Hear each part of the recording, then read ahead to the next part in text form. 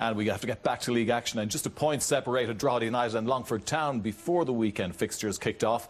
And Johnny MacDonald's side came into the game on the back of a well-earned point against St Pat's last weekend.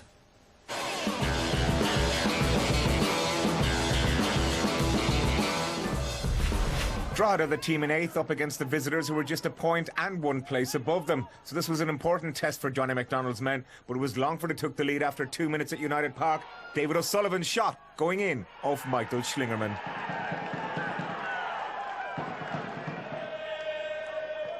Longford were without a win since March, but continued to apply the pressure. David O'Sullivan once again in a position to test the Drogheda keeper. Conditions far from perfect in the wee county.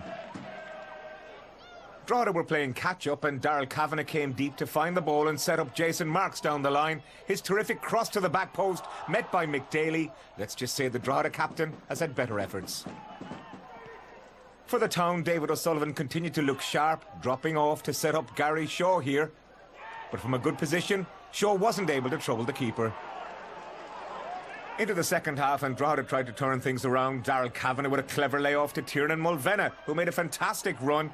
Just as he was about to pull the trigger, he stumbled on the ball. It fell to Jason Marks. His shot appeared to strike the hand of Pat Flynn, but nothing was given. Longford then added to their advantage. Good exchange between Ben Mohammed and Mark Salmon. Ben Mohammed managing to find David Sullivan, and with ease, his pass found Salmon, who swept the ball to the net. Good goal from a Longford point of view, but what about the defending? At the other end, Drogheda briefly threatened and Mulvenna finding Darrell Kavanagh, but the effort under pressure didn't really test Paul Skinner. They went route one for their next attempt as Schlingerman's kick evaded everyone and gave Kavanagh a gilt-edged chance. This one hit the back of the net all right, but on the side nearest the wall. Drogheda's fading hopes of getting something from this game were all but extinguished when the impressive Sean Thornton was shown a straight red card by referee Anthony Buttimer. Replay suggests Thornton got to the ball first, but there was no leniency for the former Sunderland man, who got a shower before everyone else. And Longford took full advantage, but their numerical supremacy doesn't excuse more poor defending. Kevin O'Connor had so much time to play the ball through to substitute Calum Simon, and his cross found Salmon again, who delivered a neat finish. Longford's biggest win of the season, only their second clean sheet.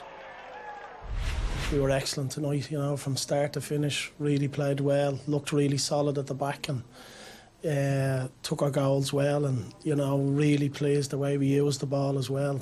Played some great football on the night, and overall it's probably one of our best performances of the season. We really let ourselves down. That's everyone.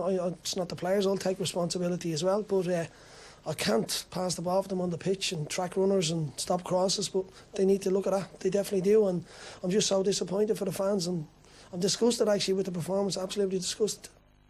Yes, fairly strong comments there from Johnny MacDonald, so I'm sure there'll be some very interesting training sessions for the Drogheda United players this week, Tony, but things not going well for them at the moment. On the other hand, Longford Town are beginning to settle quite nicely back into the Premier Division, aren't they? Yeah, I mean, Johnny's a manager who wears his heart on his sleeve, and I think he's always honest, and you know, when the camera is put on you and a mic stuck in your face straight after a game like that, he speaks the truth. I think his players will probably know him by now.